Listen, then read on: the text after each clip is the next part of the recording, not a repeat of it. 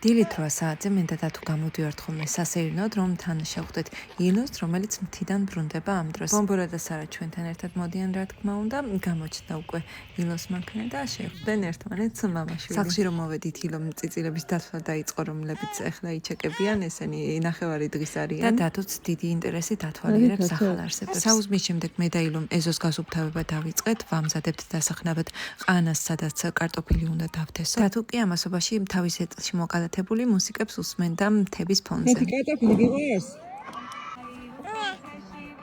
ყანის დაფოცხვის შემდეგ ცოტა ხანი ბოსტნის სიახლოვეს წავიმუშავეთ მე და ქათმებმა ჭინჭრების გაქრობას ვცდილობ, რომლებიც ძალიან არის მოდებული და ესე ვთხრი ძირფესვიანად. შემდეგ ჩემთვის და ილოსთვის ხაჭაპურის გამზადება დავიწყე, დათისთვის კი ბროკოლის კატლეტების. მომივიდე დამხმარე. დათუს ცოტა კი უკვე ეძინებოდა, მაგრამ ჭამაც მოასწრო ძილამდე. ჩვენი ხაჭაპური შეპიწყინდა, მეზობელიც მოვიდა ტრაქტორით, რომ დაგხმარებოდა მიწის დამუშავებაში. ძალიან კარგად დამუშავდა ჩვენი მიწა და ტრაქტორის ხმა კი დათის ისე ძალიან მოეწონა, რომ ხელფეხი არ გაუჩერებია, სანამ მუშაობდა. ძალიან მოეწონა ჩვენი ახალი გასართობიც, ბაბუაწვერების მდელოზე ავიყვანეს საღამოს და ესე ვითამაშეთ კარგ ხანს.